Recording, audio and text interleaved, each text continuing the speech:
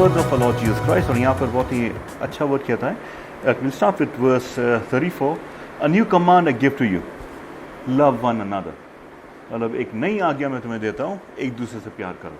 लेकिन ये नई आज्ञा कहाँ से हो गई? अगर हम लोग ओल्ड टेस्टमेंट देखेंगे तो ये आज्ञा बहुत ही पुरानी है.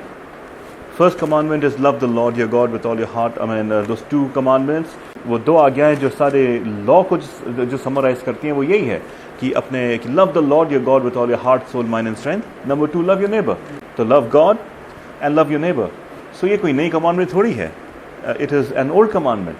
And so why does Jesus say over here that this is a new commandment? ऐसा क्यों कह रहा है यीशु मसीह की ये बिल्कुल एक नई आज्ञा मैं आपको दे रहा हूँ. और फिर दूसरी बात है कि by this all men will know that you are my disciples if you love one another.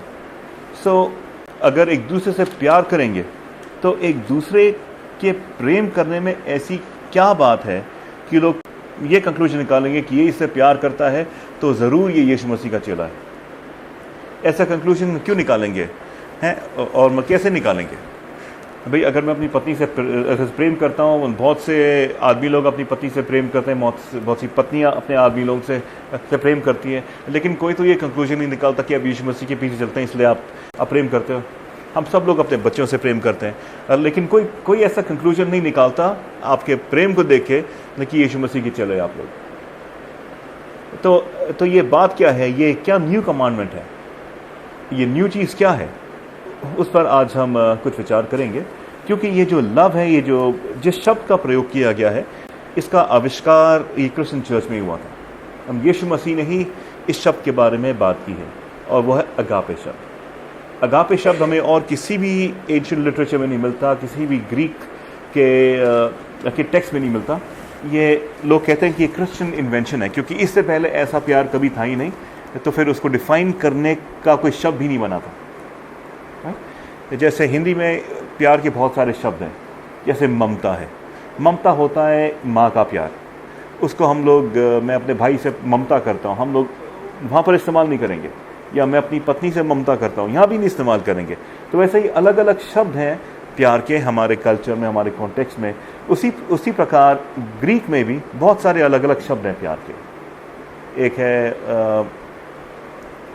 एक है फिलियो लव, फिलियो, और वो न्यू टेस्टमेंट में कहीं इस्तेमाल किया गया है. और जो फिलियो जो शब्द है, ये है लव बिटवीन ब्रदर्स, भाई भाई के बीच में कैसा प्यार होना चाहिए.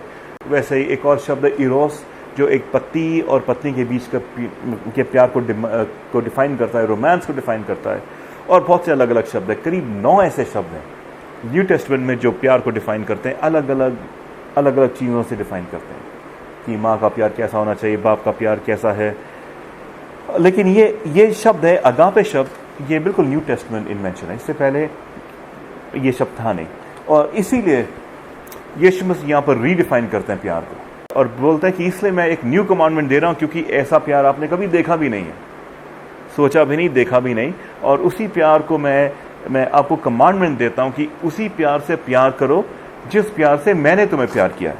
A new commandment I give you, love another as I have loved you, so you must love one another. मतलब जैसे मैंने तुम्हें प्यार किया है, जिस प्रकार मैंने तुमसे प्यार किया है, उसी प्रकार तुम औरों से प्यार करो. तो अगर हमें देखना कि और जो लोग हैं, जो हमारे पड़ोसी हैं, जो लोग हैं, अनजाति हैं, उनसे किस तरीके का प्रेम करना है, तो हमें देखना कि यीशु मसीह ने हमसे किस तरीके का प्रेम किया. How has God loved me? How has Jesus loved me? And I love other people using the same definition or the same boundaries or the same methodology used by Jesus to love me.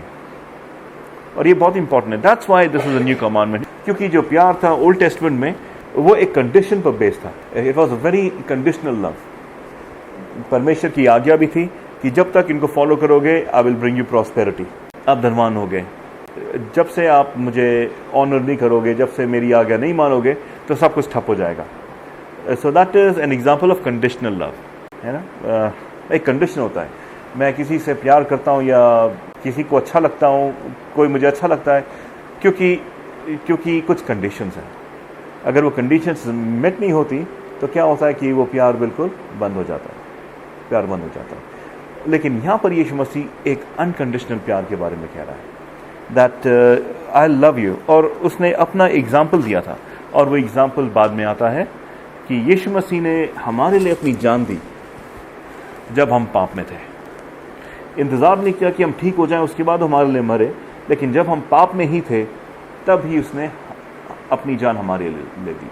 इसका मतलब ये था कि यीशु मसीह कह रहा है कि आप अब मेरे विरुद्ध काम कर रहे हो, आप मुझे गाली दे रहे हो, आप मुझे बुरा भला कह रहे हो, आप मेरी बात नहीं मान रहे हो, फिर भी मैं आपसे प्रेम करता हूँ, फिर उसके बावजूद भी मैं आपसे प्रेम करता हूँ। यहाँ पर यीशु मसीह ऐसा नहीं कह रहा ये सब करना छोड़ो, मुझसे प्रेम करो तब मैं तुमसे प्रेम करूँगा। नहीं, ऐसा नहीं कह रहा यीशु मसीह।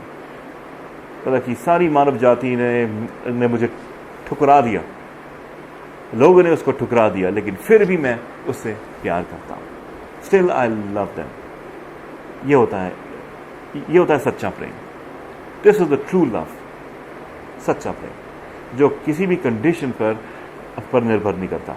इसीलिए ये एक नया कमांडमेंट है, एक नई नियम है जो हम आपके सामने हम बांटते हैं। So this is it.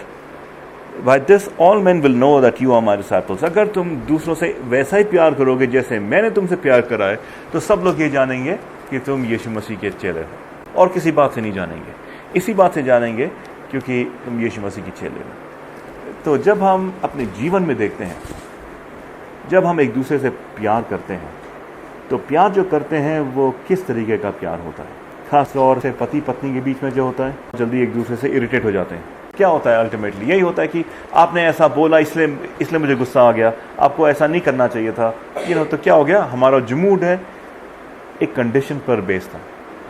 वो कंडीशन था कि आप बिल्कुल सही रहो मेरे सामने, अपना मुंह मत खोलो, हमेशा अच्छा मूड दिखाओ और मैं बिल्कुल सही रहूँगा, राइट? लेकिन आपने मुझ पर चिल्लाया या कुछ बोला, बस उसके बाद I will not talk properly, उसके बाद मैं भी रिटेलिएट करूँगा।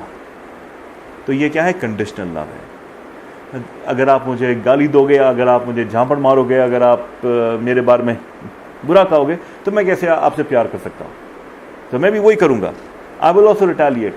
आपने 2 मारे, मैं 4 मारूंगा। और ऐसे ही फाइट्स एस्केलेट होती हैं, फ्रेंड्स के बीच में, भाई बहनों के बीच में, पति पत्नी के बीच में, क्योंकि हम हमेशा गिव एंड टेक के पीछे रहते हैं। उसने ये किया तो मैं ऐसा करूँगा।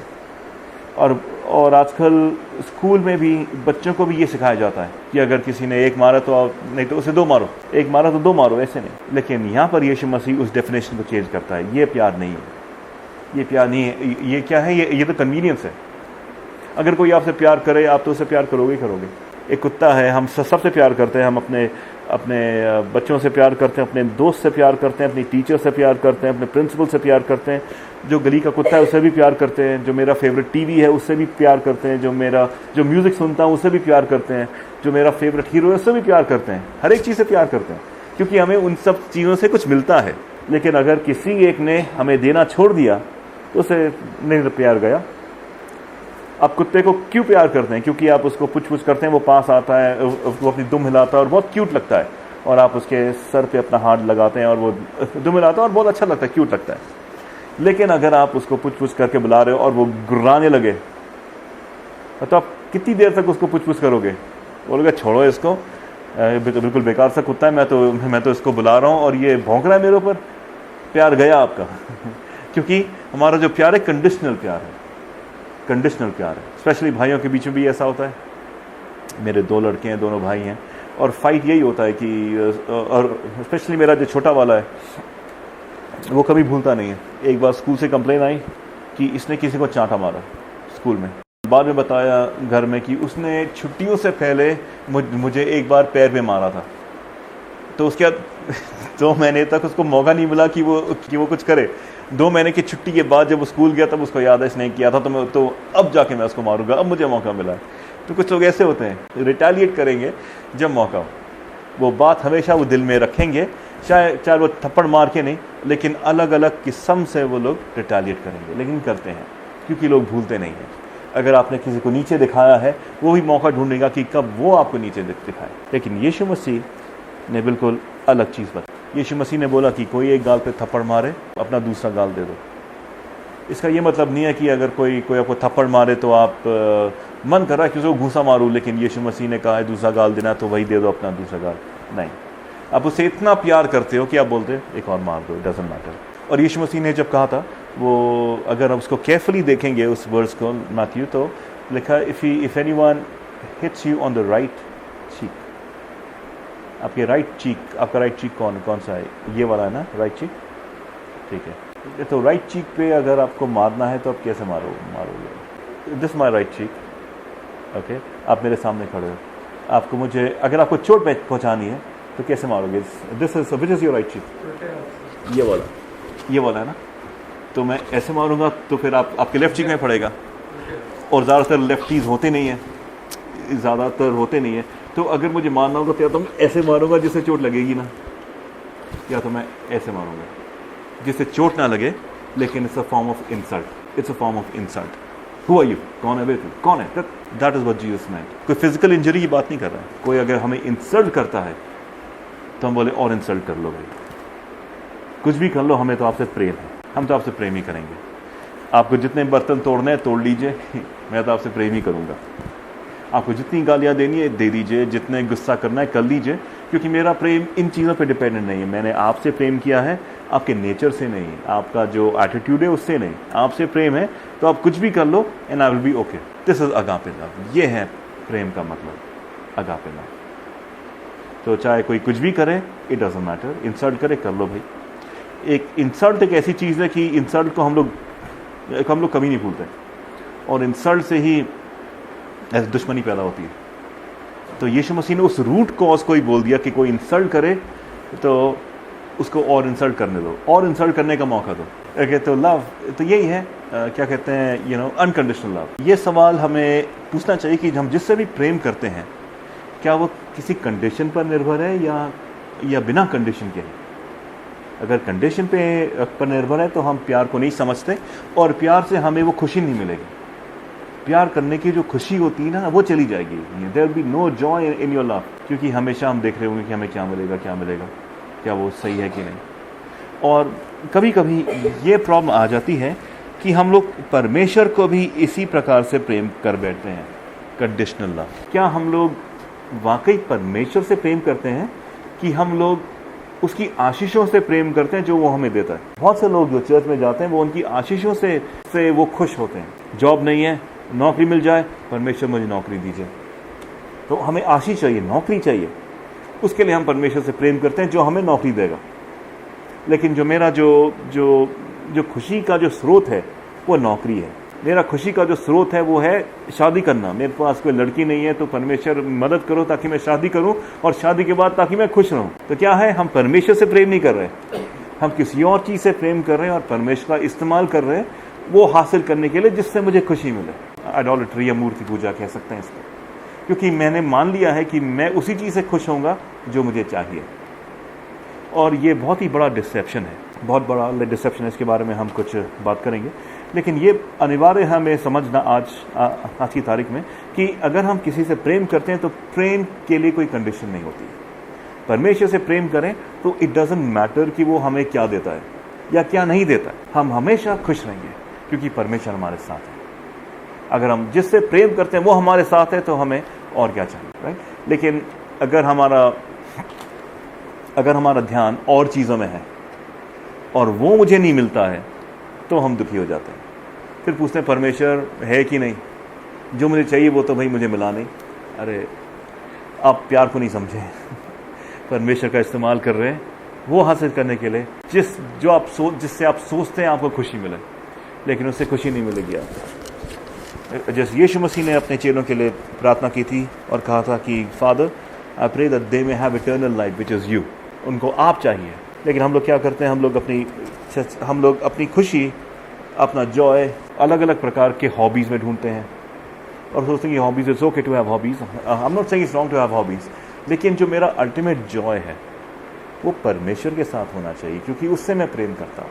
वो बातें थी जब शादी नहीं हुई थी तो कितना अच्छा लगता था टाइम स्पेंड करना एक दूसरे के साथ। मेरा मन करता था कि टाइम बस यहीं पर रुक जाए, बस हम दोनों बैठे रहें, बात करते रहें। ऐसा टाइम हमें ऐसा एक्सपीरियंस करवाता है ताकि हम समझें उस प्यार को, ताकि जब मटेरियल थिंग्स हमें नहीं चाहिए, हमें केवल एक दूसरे का साथ चाहिए, ताकि वो समझा कि मेरे साथ भी ऐसा ही है, मुझसे प्रेम करो और ऐसा ही होगा। हम दोनों आपस में बातचीत करेंगे और that will be the high point of your life. लेकिन हम लोग ज़्यादातर बस मांगने वाले लोग हैं, वो चाहिए, वो दे दो, वो दे दो। और परमेश्वर कहता कि डोंट वरी अबाउट इट, वो तो मिल ही जाएगा। लेकिन प्रेम, क्या तुम प्रेम करते हो? That's the question. Do you love me? That's the question. क्या मेरे पर्सनहुड से तुम्हें प्रेम है? अगर प्रेम होगा तो बहुत सारी चीज़ें हमारे जीवन में एकदम से बदल जाएंगी। अगर हम परमेश्वर से प्रेम करेंगे, ना कि उसके ब्लेसिंग से, तो बहुत सारी चीज़ें मेरे जीवन में बिल्कुल ही बदल जाएगी। जैसे शादी में अगर मैं वाकई अपनी पत्नी से प्रेम करूँगा तो मेरी पत्नी को बोलना नहीं पड़ेगा कि भाई घर साफ रखो, क्योंकि मैं उससे प्रेम करता हूँ, मैं घर वैसे ही साफ रखूँगा क्योंकि मैं उससे प्रेम करता हूँ, है ना। बोलने की ज़रूरत नहीं पड़ेगी, है ना। तो वैसे ही अगर परमेश्वर से प्रेम करता हूँ तो बहुत सारी, तो मुझे फोर्सफुली बाइबल पढ़ने की आवश्यकता नहीं होगी। अब ये होगा कि बाइबल छोड़ के और काम भी इम्पॉर्टेंट है जो कर लेने चाहिए, ऐसा होगा। क्योंकि मैं हमेशा बाइबल ही पढ़ूंगा, क्योंकि मैं उससे प्रेम करता हूँ, मैं उसके बारे में और जानना चाहूँगा और मेरा प्रेम और बढ़ेगा। मेरा प्रेम है परमेश्वर से, तो मैं और बातें करूँगा और टाइम स्पेंड करूँगा उससे, और बाकी चीज़ों में मेरा मन नहीं लगेगा, क्योंकि अब परमेश्वर अल्टीमेट रियलिटी मेरे पास है, तो मुझे और क्या चाहिए। लेकिन हम लोग जो प्रेम नहीं करते, उनके लिए मुश्किल होता है बाइबल पढ़ना। रोज़ एक छोटी सी बुक मिल जाए, हम 2-3 वर्स पढ़ लें, बस काफ़ी है। प्रार्थना में 5-6 मिनट से ज़्यादा नहीं, क्योंकि एवरीथिंग बिकम्स अ बर्डन।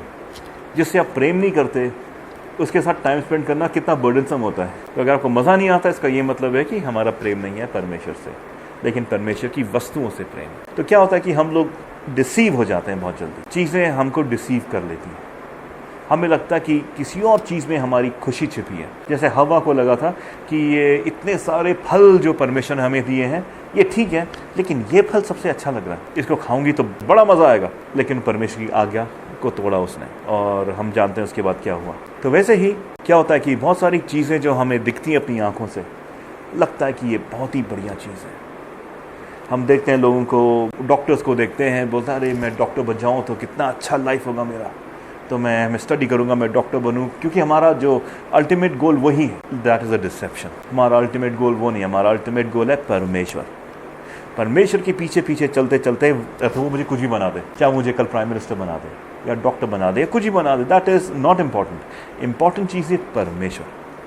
क्या मुझे उससे प्रेम है, क्या मैं उसके साथ चलता हूँ, that is the most important thing. और एक थॉट आया मेरे दिमाग में, और मैंने काफ़ी इंटरनेट में ढूंढा कि जो महान लोग हैं, जिनको सारा संसार बोलता है हाँ ये यीशु मसीह के लोग हैं, मतलब कोई डाउट नहीं है। जैसे बिली ग्राहम हो गया, जैसे साधु सुंदर सिंह है, जैसे भक्त सिंह है, और जैसे जो ग्रेट लोग हैं, उनके बारे में मैंने देखा, पढ़ा, और मैंने देखा कि एक चीज़ बहुत कॉमन है, उनकी कोई हॉबी नहीं थी, ना आर्ट, ना म्यूज़िक, ना ये कुछ भी नहीं था।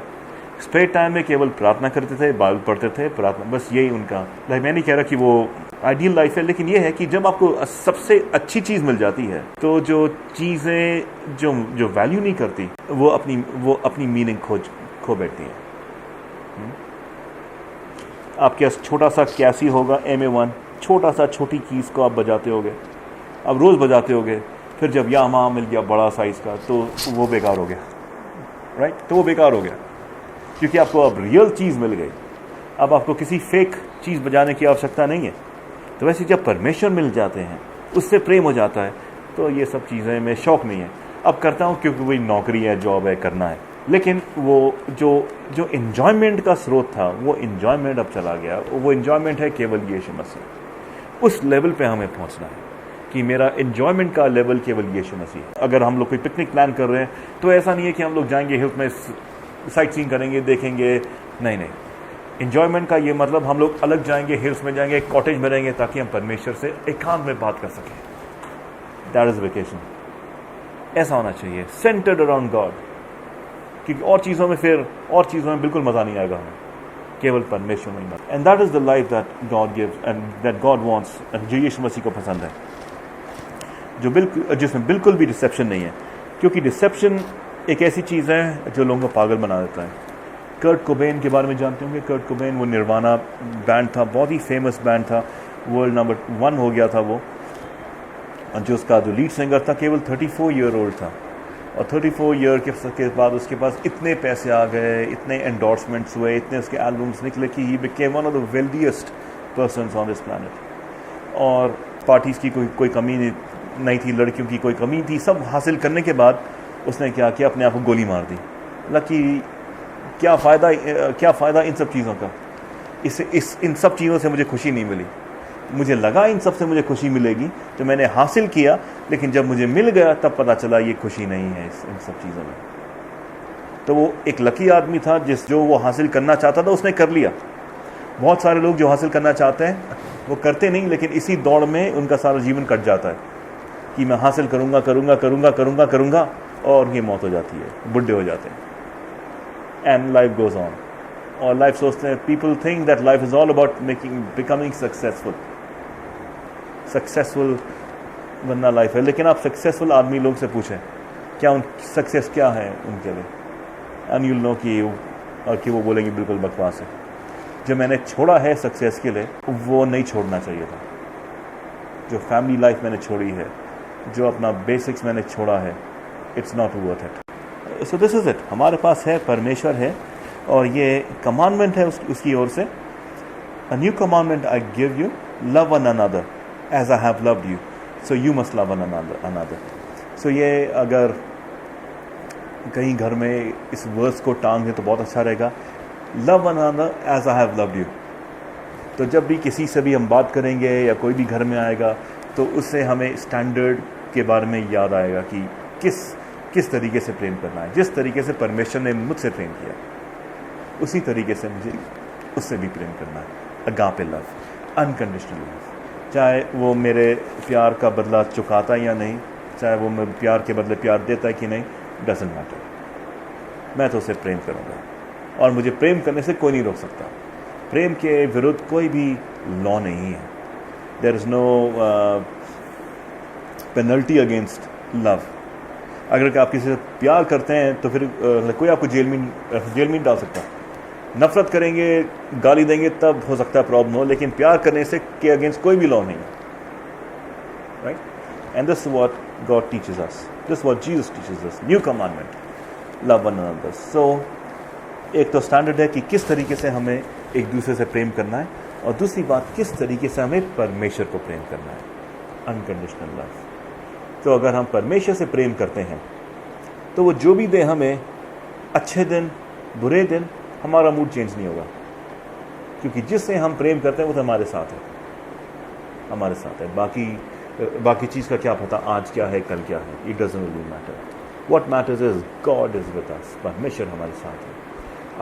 अब आने वाले हफ्तों में हम देखेंगे कि परमेश्वर किस तरीके से हमारे साथ है, थ्रू द होली स्पिरिट। तो ये promise of the Holi spirit के बारे में हम देखेंगे नेक्स्ट टाइम, और ये देखेंगे कैसे परमेश्वर मेरे अंदर है, उसको हम और खुलासा में देखेंगे। ठीक है, आइए प्रार्थना करें।